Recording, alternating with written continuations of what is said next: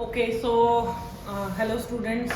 I think last video के अंदर याद होगा आपको कि हमने आइडेंटिटीज़ को थोड़ा सा इंट्रो लिया था कि आइडेंटिटीज़ क्या होती हैं, हम उनको कैसे यूज़ करेंगे। एक बहुत ही इंपॉर्टेंट चीज़ मैंने आप लोगों को बताई थी कि फैक्टर फॉर्म और एक्सपैंडेड फॉर्म होती है, राइट? याद है आप लोगों को? ठीक है। तो जैसा कि मैंने लास्ट वीडियो में आपको बताया था कि हम लोग किससे करेंगे, एनसीईआरटी से पहले क्वेश्चंस को सॉल्व करेंगे और उसमें थोड़ा सा कॉन्फिडेंस आने के बाद हम लोग आरएस से करेंगे। This chapter is little bit lengthy but believe me, एक बार आपको अगर उसके ऊपर कमांड आ जाएगा कॉन्सेप्ट पे तो you will not face any kind of issue. ठीक है, तो स्टार्ट करते हैं अपनी एक्सरसाइज 2 पॉइंट कुछ बुक्स में जो न्यू मतलब अपडेटेड बुक्स हैं उसमें 2.4 एक्सरसाइज है ये, और जो पुरानी बुक है उसमें 2.5 है। तो मैं आपको बता देती हूँ पॉलिनोमियल चैप्टर 2 के जो लास्ट एक्सरसाइज है ये आइडेंटिटीज की है। ठीक है, तो क्वेश्चन नंबर 1 के अंदर मैं हर एक क्वेश्चन में से कोशिश करूंगी कि जो डिफिकल्ट वाला पार्ट है वो आपके लिए सॉल्व कर दूं, ताकि आप बाकी बचे हुए इजी पोर्शंस को उसी कॉन्सेप्ट का इस्तेमाल करके यूज कर सके और सॉल्व कर सके। ठीक है, तो पहला मैं जो इसमें सॉल्व कर रही हूँ ये मैं क्वेश्चन सॉल्व करूंगी आपके लिए सेकेंड क्वेश्चन नंबर फर्स्ट का सेकेंड पार्ट, और ये है x + 8। मैं लिख देती हूँ यहाँ पर NCERT। ठीक है, तो x + 8 and x - 10। Is it clear? तो क्वेश्चन को सबसे पहला काम और जो सबसे इंपॉर्टेंट काम है, ठीक है, वो क्या है कि आपको क्वेश्चन को पढ़ के उसमें ये चीज पहचाननी है, क्या इस तरह की आइडेंटिटी आपने कोई पढ़ी है जिसमें कुछ ऐसा दिखाई दे।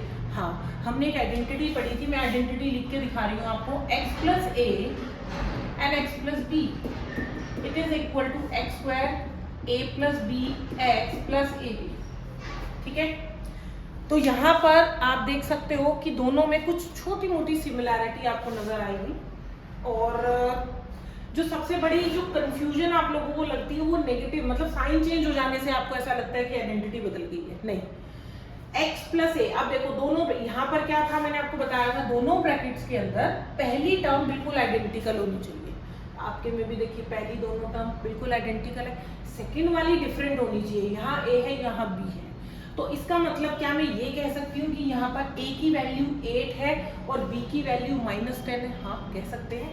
तो बस मुझे क्या करना है। और दूसरा, अगर मैं यहाँ आपसे पूछूं कि बताओ ये एक्सपैंडेड फॉर्म है या फैक्टर फॉर्म है, तो आप ये कहोगे मैम ये फैक्टर फॉर्म हमें गिवन है और इसको एक्सपैंडेड फॉर्म में हमें लेकर आना है। ठीक है, तो हमारी ये फैक्टर फॉर्म गिवन है, मेरी एक्सपैंडेड फॉर्म कौन सी है? फॉर्मूले के अकॉर्डिंग राइट हैंड साइड, तो मैं उसी में लिखूंगी इसको। मेरे को चाहिए x, मेरा x ही है। ठीक है, तो x² लिखेंगे प्लस a क्या है मेरे पास 8, b क्या है मेरे पास -10। आप देख सकते हो मैंने माइनस नहीं किया है, मैंने a और b ही लिखा है, लेकिन b मेरा नेगेटिव था इसीलिए मैंने उसको -10 कर दिया। साथ में क्या लिखेंगे x और फिर a की जगह 8 और b की जगह -10। आई होप इट इज क्लियर। मैंने सिर्फ फैक्टर फॉर्म से आइडेंटिटी की जो एक्सपैंडेड फॉर्म थी उसमें इसको कन्वर्ट किया है।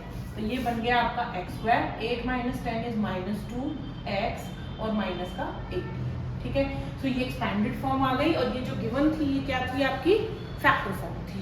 ठीक है, तो यहाँ पे जो आइडेंटिटी मैं यूज कर रही हूँ उसको मैंने यहाँ हाईलाइट कर दिया कि मैंने ये आइडेंटिटी यहाँ पर इस्तेमाल करी। इसी तरीके से फोर्थ क्वेश्चन देखिए इसका, y² + 3/2 एंड y² - 3/2। अब फिर से हम यही पहचानेंगे सबसे पहले कि कौन सी आइडेंटिटी हम यहाँ यूज कर सकते हैं। हम देखेंगे इन दोनों ब्रैकेट्स के अंदर पहली टर्म तो सेम ही है जैसे इस क्वेश्चन में सेम थी, हमारी दूसरी टर्म्स भी बिल्कुल आइडेंटिकल है। क्या डिफरेंस है दोनों में? साइन का। तो मैंने आपको बताया था एक आइडेंटिटी ये भी होती है, इसको हम क्या लिखते हैं? a² - b² लिखते हैं। क्लियर?